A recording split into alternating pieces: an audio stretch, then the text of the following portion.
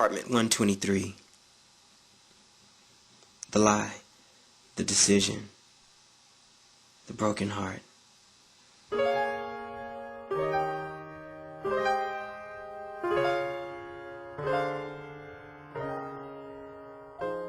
I walk into the crowded room, still thinking to myself, what am I doing here? I should be at home. My girls are always inviting me to these little open mic nights, but I usually come up with some excuse for staying away. Starving artists aren't my thing. And what kind of name is Apartment 123? I'm only here because I couldn't come up with a good enough excuse. It's Friday night, and I'm bored. I'm already annoyed and I just got here. Maybe it's the heat. And my feet, they're killing me. I start looking for somewhere to sit down. God, it's hot in here. Don't they have any AC? We don't have to be hot to be enlightened. A hand brushes across my lower back. The hand's owner pauses a split second too long. Body heat radiates against the back of my neck.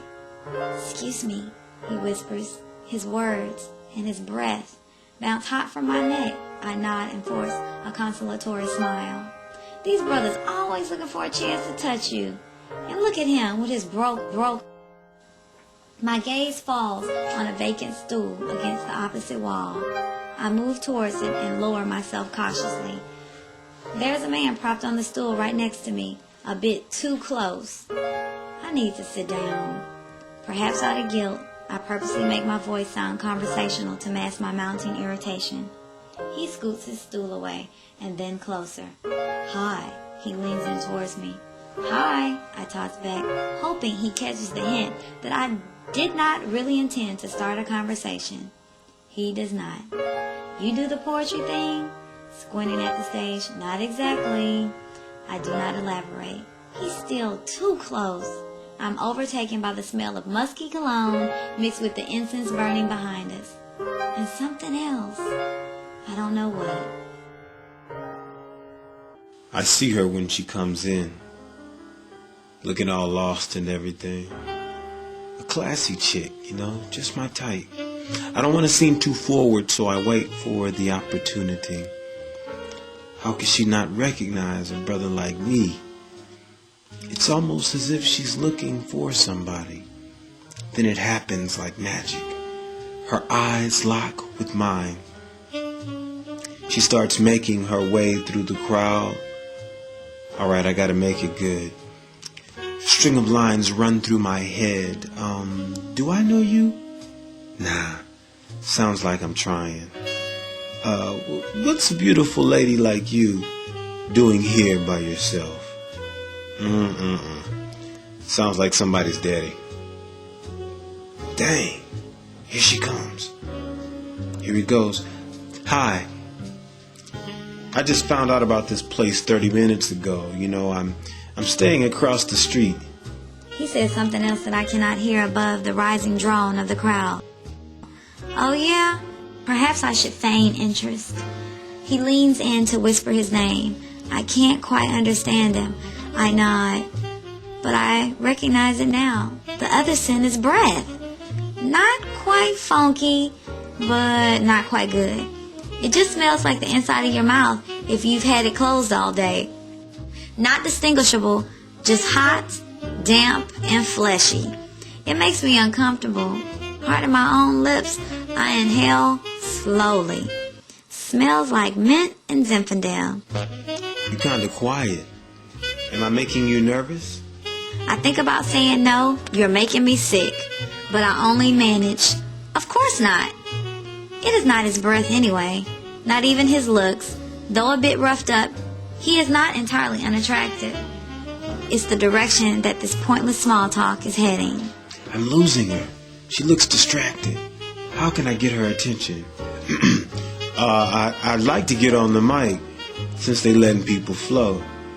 But it's hard for a pro to stay away from the stage, A split second passes.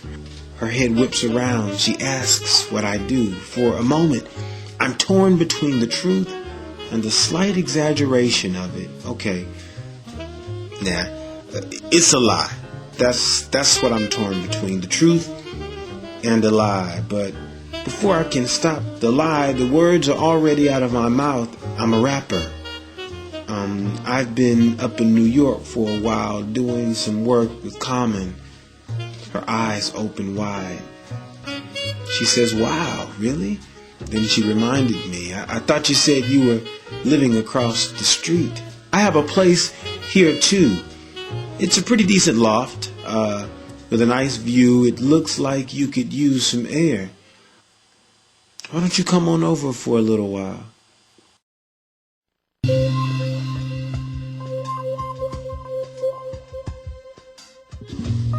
I was there that night. Maybe they didn't see me come in. But they rarely do. I listened to the conversation, patiently waiting in the wings. I am the relationship expert. But they wanted to do it on their own. I might be a little starstruck or just curious, but I can't help wondering what it would be like to go up to his loft just for a minute. Something tells me that I shouldn't, but I pushed the thought out of my mind. It couldn't hurt. Narrow rays of sunlight peek between the blinds, but bring no warmth.